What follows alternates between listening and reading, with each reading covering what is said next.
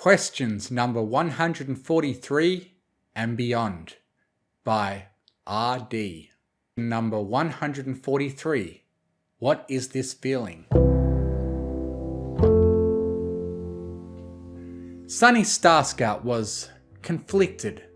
As incredible as it was to have her efforts at reunifying the pony races vindicted in far more spectacular a fashion than she ever could have anticipated, it brought with it a catastrophic structural damage to her beloved home, Maretime Bay's iconic lighthouse, and the place that contained all her father's work with magical antiquities, from before she'd lost him forever.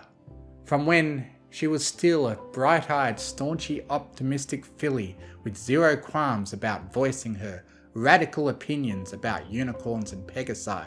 Admittedly, that was a trait she'd never let go of, even as she grew to young adulthood, and as Sunny sat through a grassy slope overlooking the lighthouse's reconstruction efforts, she reflected on how singularly crucial her stubbornness had turned out to be for the future of ponykind. Sunny was jarred from her introspective moodiness by the feeling of her hoof hesitantly tapping her back, the telltale rattling of a gemstone bracelet giving away its identity without needing to give it a second thought. Sunny! Gosh, I was calling your name for ages, Billy. You know you really shouldn't spend too much time in your own head. It's not healthy. Izzy Moonbow chastised, her chipper demeanour never faltering for a moment as she plonked herself down right in front of Sunny, obstructing the heart-wrenching view of her damaged domicile with a happy-go-lucky smile. Her face began to feel hot as fuzzy tingles of indescribable, heart-fluttering energy rippled through her from her point of contact. There it is again! But why? Shaking it off as best she could, she attempted to compose herself. Sunny opened her mouth to reply, and found that, when she stared into her best friend's bewitching amethyst eyes, words simply wouldn't leave her lips. Izzy's eyebrow crept higher the longer her friend stayed, spaced out and silent. Is there something on my face? What's with the look? Oh, is this another staring contest? Izzy squealed excitedly and abruptly fell silent as she returned Sunny's stare with intense concentration, bottom lip jutting out goofily in the process. What? Sunny said breathlessly as her brain finally rebooted, shaking her head in a vain attempt to cover up whatever was fogging her thoughts. Ha ha! I win this time! Izzy exclaimed, pumping a hoof in victory. So that means you gotta start answering me.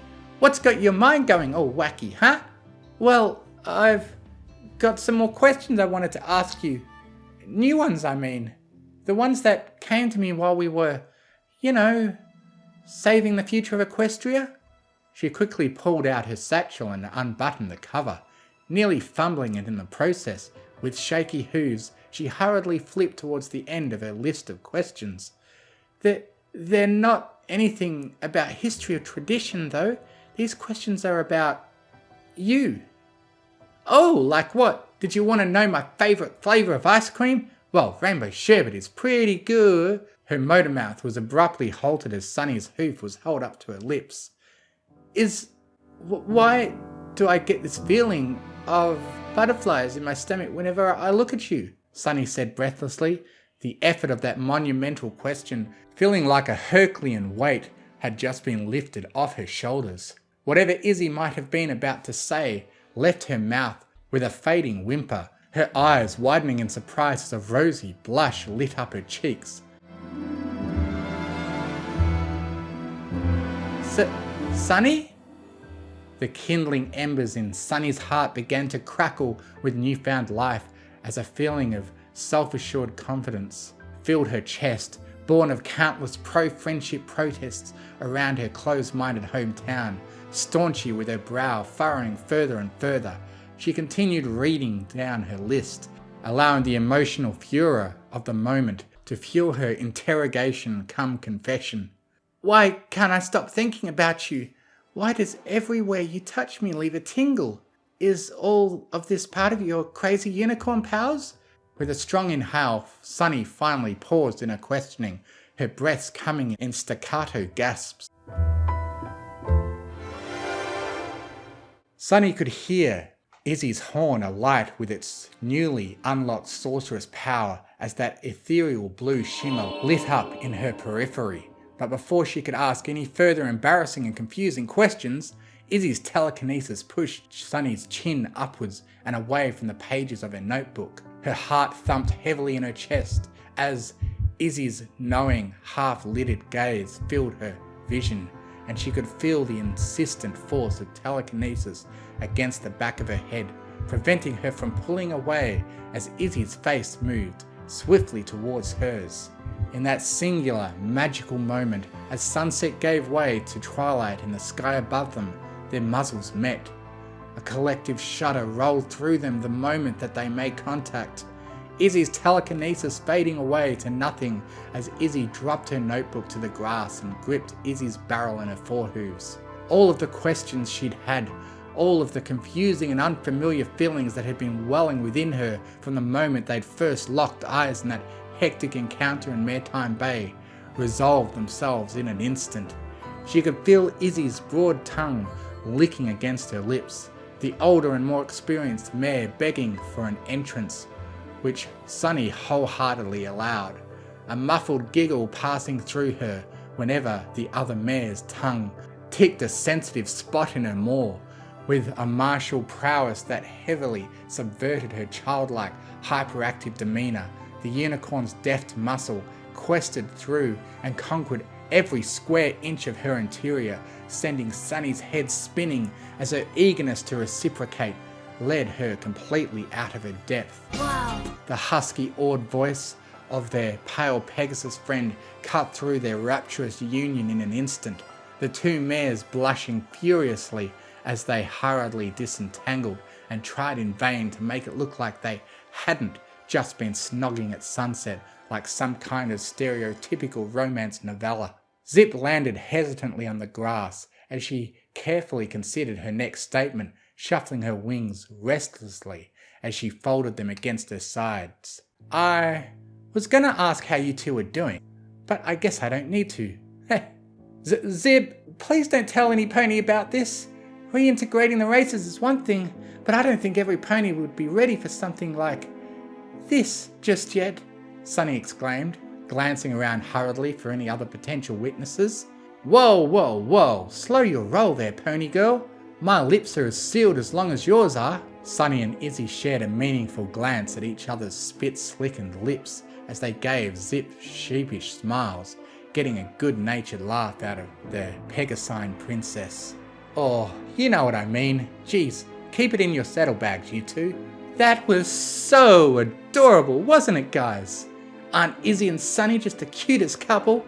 Pip purred sweetly into a front-facing camera, although a quick glance at the appalled expressions on the other three ponies' faces caused their sweet smile to falter, returning her focus back to her camera as her wings fluttered anxiously. Pip hurriedly closed her live stream with her signature catchphrase and grinned sheepishly at the other ponies as she quickly stowed her phone beneath her downy wing. Pip, what the hell are you thinking? Zip shouted furiously, getting right up in her sister's face as her wings flared out at her sides. Do you have any idea what less understanding ponies are going to think about what you just streamed to the entirety of ZH? Do you honestly even think about what you're doing half the time? Mouth hanging open in horrified realization as she beheld the hurt looks on Izzy and Sunny's faces, Pip couldn't find any words to excuse her behaviour. With tears quickly welling in her eyes, she at last made an attempt. I'm so sorry. I was just so happy for the two of you that I've ruined everything. Her tears ran in trails down her cheeks as she turned tail and ran, unable to bear the potentially disastrous consequences of her actions.